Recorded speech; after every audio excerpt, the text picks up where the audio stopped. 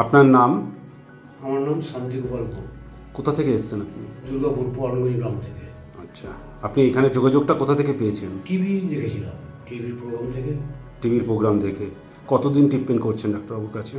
আমি প্রথমে ওষুধ খেয়েছি, ওষুধ আরাম পেয়েছি। এরপরে এক মাসের পরে অনেক ভালো আছি। কি সমস্যা কি ছিল আপনার? হাঁটু ব্যথা ছিল, কোমরে ব্যথা ছিল, শিরা টান পাচ্ছিল।